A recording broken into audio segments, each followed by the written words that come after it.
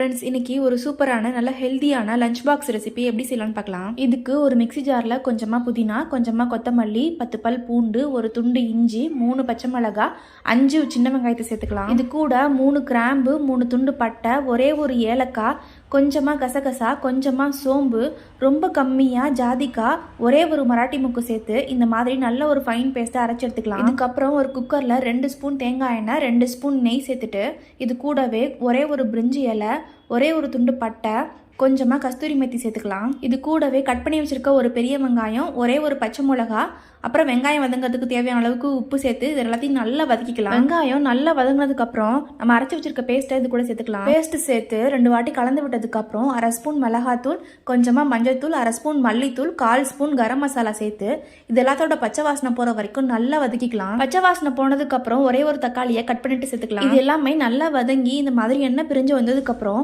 நல்லா வாஷ் பண்ணிட்டு 8 மணி நேரம் ஊற வச்ச பச்சை பயிரை இது கூட சேர்த்துக்கலாம். இதையும் நல்லா கலந்து விட்டுட்டு இதுக்கு தேவையான அளவுக்கு தண்ணி ஊற்றிக்கலாம். ஃப்ரெண்ட்ஸ், நான் 2 டம்ளர் சீரக சம்பா அரிசி எடுத்தேன். அதுக்கு 3 டம்ளர் தண்ணி ஊற்றிக்கிட்டேன். ஃப்ரெண்ட்ஸ், இந்த தண்ணி எல்லாமே நல்லா இந்த மாதிரி கொதிஞ்சு வந்ததுக்கு அப்புறம் ஒரு அரை லெமன் எடுத்து அதில் பாதியை கொஞ்சமாக இதில் புழிஞ்சு விட்டுக்கலாம். இதுக்கப்புறம் நம்ம வாஷ் பண்ணி வச்சிருக்க சீரக சம்பா அரிசியை இதில் ஆட் பண்ணிட்டு அதுக்கு தேவையான அளவுக்கு உப்பும் சேர்த்துட்டு குக்கரை க்ளோஸ் பண்ணி ஒரு 3 விசிலுக்கு மீடியம் ஃப்ளேமில் வச்சு விட்டுக்கலாம். விசில் போய் ப்ரெஷர்லாம் அடங்கினதுக்கப்புறம் குக்கர் ஓப்பன் பண்ணிக்கலாம். ஃப்ரெண்ட்ஸ், உங்களுக்கு தேவைப்பட்ட 2 ஸ்பூன் நெய் விட்டு இதை நல்லா கிண்டிக்கலாம். அவ்வளோதான் ஃப்ரெண்ட்ஸ். இந்த மாதிரி ஒரு லஞ்ச் ரெசிபி செஞ்சு கொடுத்தீங்க அப்படின்னா செஞ்ச உங்களுக்கும் சாப்பிட்றவங்களுக்குமே ரொம்ப ஹெல்த்தியாகவும் ரொம்ப சாட்டிஸ்ஃபைடாக இருக்கும். ஃப்ரெண்ட்ஸ், அவ்வளோதான் ஃப்ரெண்ட்ஸ். நீங்களும் இந்த மாதிரி வீட்டில் செஞ்சு சாப்பிட்டு என்ஜாய் பண்ணுங்கள். தேங்க்யூ.